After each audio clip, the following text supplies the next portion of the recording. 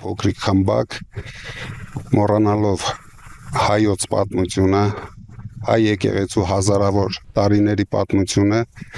հարձակվել է հայ եկեղեցու վրա, հայ ժողովրդի վրա։ Այս շաբաթ Հայաստանի քաղաքացիները եւս մեկ անգամ համոզվեցին, ընդամենը մեկ նախադասությունը կարող է դառնալ ներքաղաքական բուռն պրոցեսների, քրեական գործի հարուցման եւ նույնիսկ ներիշխանական կադրային փոխատեղումների պատճառ։ Քանի որ ես միշտ եղել եմ հայոց եկեղեցու կողքին ու հայ ժողովրդի կողքին, ունենալու եմ անմիջական մասնակցություն, եթե չհաջողվի քաղաքական գործիչներին, ուրեմն մենք էլ մեր ձևով ենք մասնակցելու այդ ամեն ինչին։ Ռուսաստանյան խոշոր բիզնեսի ամենաազդեցիկ հայազգի ներկայացուցիչի շուրջ 4 միլիարդ դոլարի կարողություն ունեցող Սամվել Կարապետյանի այս հայտարարությունը հնչեց երեքշաբթի օրը հունիսի 17-ին Էջմիածնում, րոպեներ անց դրան արձագանքեց Նիկոլ Փաշինյանը։ Պոռնկաբարո հոգևորականներն ու նրանց պոռնկաբարո բարեգործներն ինչու են ակտիվացել։ Ոչինչ, նորից կպասիվացնենք, ընդ որում ընդմիշտ։ Փաշինյանը սակայն Փաշինյան չէր լինի, եթե սահմանափակվեր միայն սոցցանցային գրառումներով, մեկը մյուսին հաջորդող ստատուսներին զուգահեռ իրավապահները ակտիվ եւ ինչպես հետագայում պարզ կդառնա բավական հախուռն գործողությունների անցան Սամվել Կարապետյանի Երևանում գտնվող առանձնատան շրջակայքում։ Առաջին գրոհի փորձը սակայն անհաջող էր, նախ եւ առաջ տան բակում հավաքված մի քանի տասնյակ մարդկանց պատճառով, այն որ ոստիկանության նպատակը իրեն ցուցադրաբար եւ բռնի բերման ենթարկելն էր, եւ որ այդ փորձը կանխվեց իր աջակիցների շնորհիվ, Տաշիր գրուպի սեփականատերը հայտարարեց նույն երեկո Russia Today-ի հետ զրույցում։ Потому что они жестко очень пришли, 45 человек задержали, увезли. Եվ որքան երկարում էր Սամվել Կարապետյանի տան պաշարումն, այնքան շատանում էին անպատասխան հարցերը։ Նախ, ինչ քրեական գործի շրջանակներում են փորձում բերման ենթարկել Կարապետյանին, եւ եթե դա ժամեր շարունակ չի հաջողվում, արդյոք ուժայինները ենթարկվում են Նիկոլ Փաշինյանին, թե չեն ենթարկվում։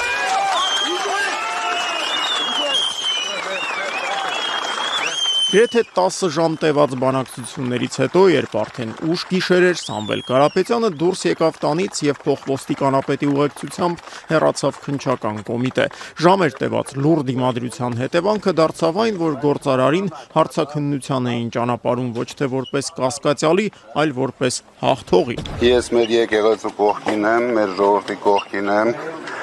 ինչքան էլ փորձեն սևացնեն ոչ մի էլեկտրական ցանց, թքած ունեմ իրանց վրա էլ, իրանց էլեկտրական ցանցի վրա էլ,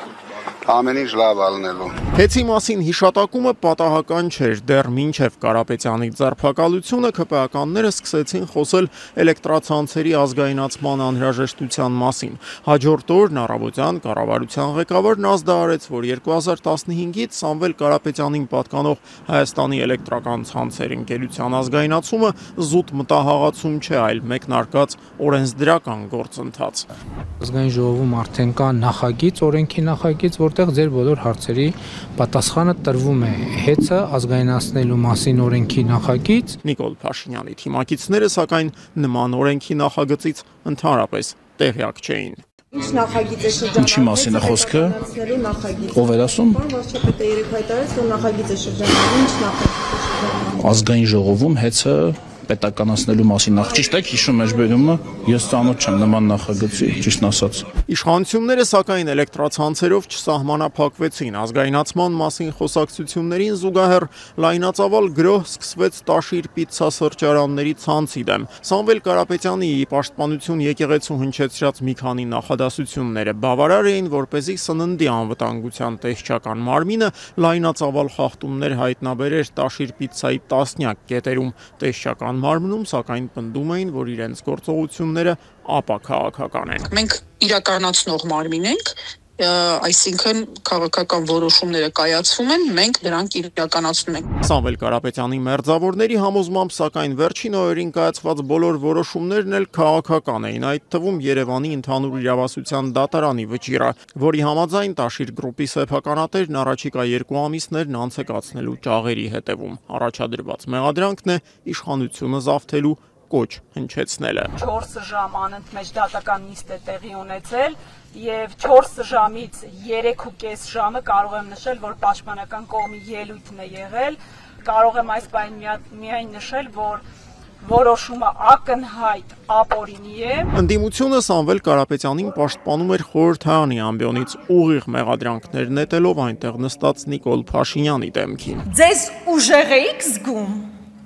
Ես վստահեցնում եմ, դա ընդհանրապես ուժի գործոն չէ, ուժի ցուցադրություն չէր, այլ բացառապես թուլության, վախերի ցուցադրություն։ Ուզում եմ հասկանամ, այդ ինչից եք էլի այդքան վախենում։ Ոմանց կարծիքով, սակայն Նիկոլ Փաշինյանի վախի արմատները հարևան Վրաստանում են, այնտեղ եւս Ռուսաստանում միլիարդներ վաստակած գործարարը մուտք էր գործել քաղաքականություն, բախվել ուժայինների ճնշումներին, բայց ի վերջո կարողացել էր ընտրությունների միջոցով հեռացնել հեղափոխությամբ իշխանության եկածներին։ Это деревня Чорвилла, а это ее самый знаменитый уроженец. Его состояние оценивается в 5 миллиардов долларов.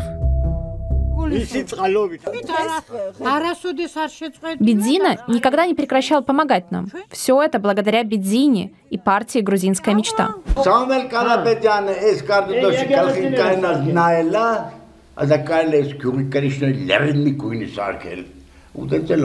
Հայկական Չորվիլան գտնվում է Տաշիրի տարածաշրջանում եւ կոչվում է Լեռնահովիտ։ Գյուղի բոլոր փողոցներն ասֆալտապատ են, նշագծված։ Այստեղ գեղեցիկ կանաչապատ պուրակներ ու խաղահրապարակներ կան, անգամ շատրվաններով։ Բոլոր էլեկտրալարերը գետնի տակով են անցկացվել։ Գյուղի բոլոր 500 տները, անգամ եթե անբնակ են, նույնանման կղմինդրե տանիքներ ու եվրոպատուհաններ ունեն, նույնատիպ ոճով երեսպատված են։ Բնակիչների հավաստմամբ այս ամենը Կարապետյաններն են արել, անհատույց։ Այս ինչ կա նայում եք, չէ՞, այս լեռնին Կրիշներն էլ իրանք են արել։ Առանց կոպեկ, առանց որևէ մի կոպեկի։ Սամվել Կարապետյանի ձերբակալությունից մի քանի ժամ անց հայտնի դարձավ նաև ազգային անվտանգության ծառայության տնօրեն Արմեն Աբազյանի պաշտոնանկության մասին։ Նիկոլ Փաշինյանի պնդմամբ Աբազյանը պարզապես հոգնել էր։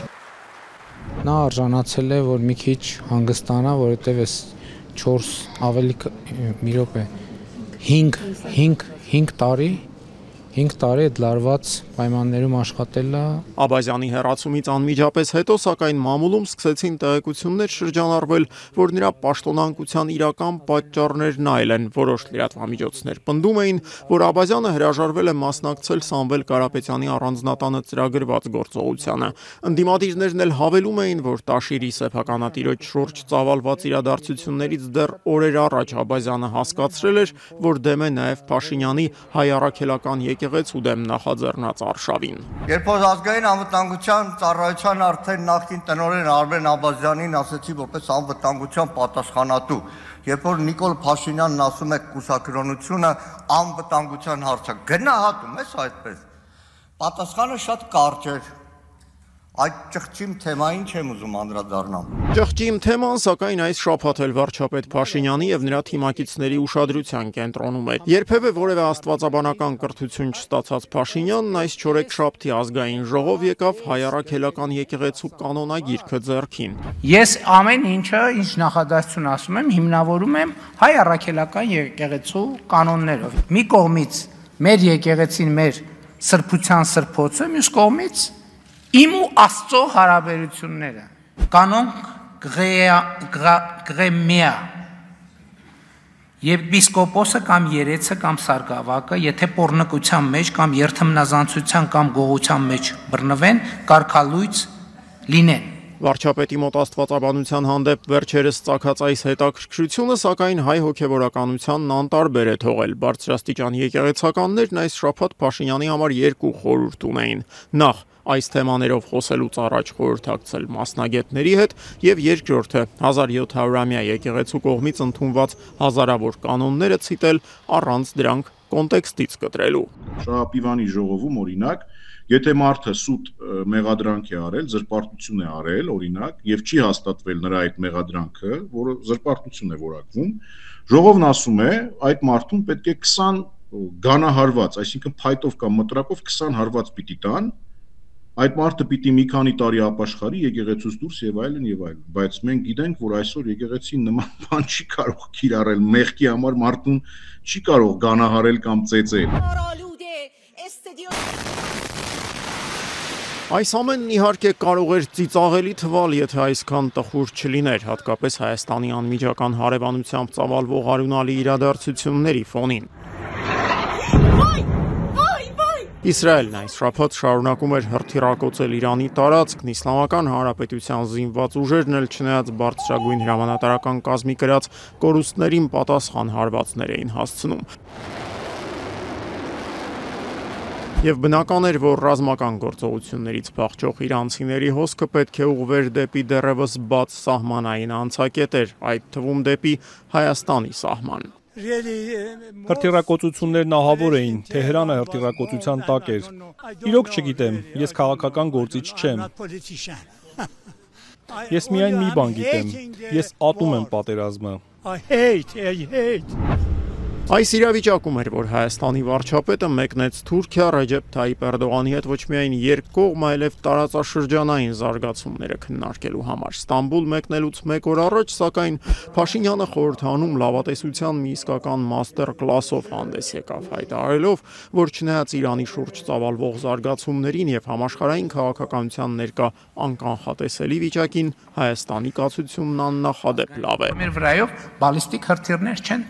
թռնում, եւ ես ուզում եմ ուրիշ բան ասել ձեզ, որպես Հայաստանի Հանրապետության վարչապետի պաշտոնը արդեն 7 տարի զբաղեցնող մարդ։ Հայաստանի Հանրապետությունը երբեք միջազգային իրադրություններին եւ իրավիճակներին, տարածաշրջանային հնարավոր խնդիրներին այնքան պատրաստված չի եղել, ինչքան պատրաստված է այսօր։ Իսկ ինչ անել, եթե իրադարձությունները ամենաանբարենպաստ սցենարով զարգանան եւ բալիստիկ հրթիռներն այնուամենայնիվ սկսեն թռչել Հայաստանի վրայով։ Այս հարցի պատասխանը Երևանում որևէ մեկը դեռ չունի։ Միակ հնարավոր տարբերակը թերևս Լիբանանի երիտասարդության օրինակին հետևելն է։